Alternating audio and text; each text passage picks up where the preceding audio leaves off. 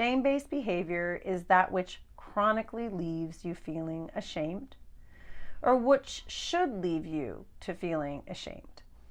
Getting tipsy one night and flirting with your husband's boss at a retirement party may give you a pinprick of shame when you're sober. Getting drunk and openly flirting with every man except your husband at every social occasion is a shame-based behavior. Blowing up on your roommate for not tidying up his mess may make you cringe when you think about it the next day. Blaming your roommate for every problem in your life is shame-based behavior. Another kind of shame-based behavior is living your life in such a way that you chronically or frequently end up with shameful feelings. You make poor choices unconsciously because you truly believe that you don't deserve to feel proud of yourself, and because the feeling is familiar from childhood.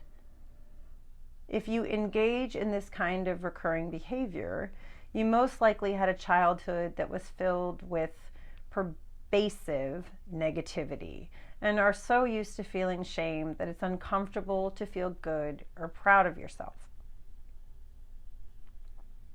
Shame-based behavior includes a pattern of any of the following: antisocial acts, which may or may not lead you to court or jail; excessive drinking, using drugs, gambling, working, shopping, eating or exercising; being verbally, emotionally, physically, or sexually abusive; taking unnecessary risks, including any acting out sexually, physically, or financially; secretly doing things you know you're not going to get your best interests met in; and regularly depriving yourself of things you love. You know your behavior is shame-based because deep down inside, no matter how much you try to deny it or convince yourself otherwise, you don't feel proud. Shame-based behavior has you constantly trying to convince yourself and others that what you're doing is just fine. It often comes out as, I know I shouldn't, but doing something you know is wrong is a surefire way to stoke the shame flame. Shame-based behavior happens when you are doing well, but chronically sabotage your success.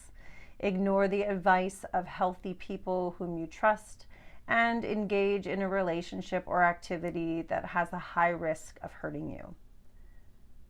Consistently taking risky or self-harming actions and trying to hide or deny them.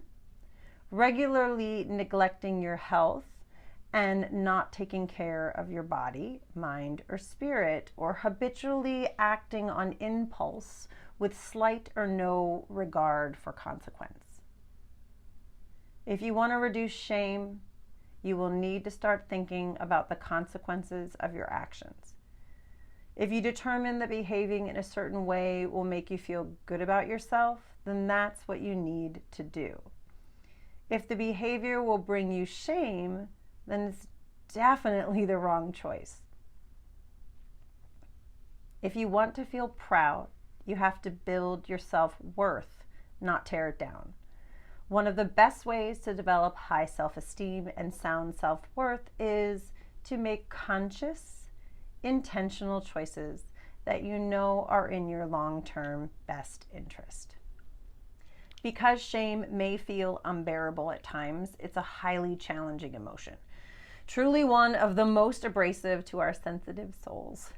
If you're not used to sitting with such intense discomfort, you may use some sort of coping mechanism to minimize or avoid the shame of something that happened recently or long ago.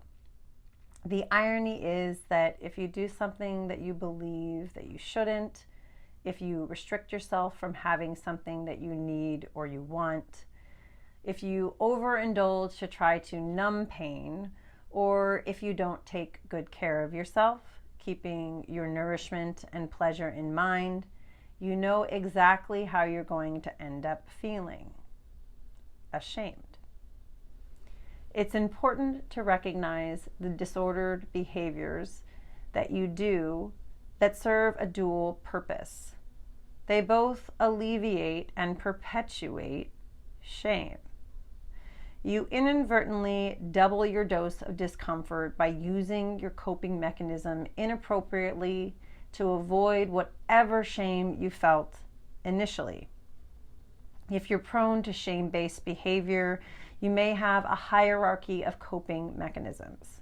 Some may be less shameful patterns than others.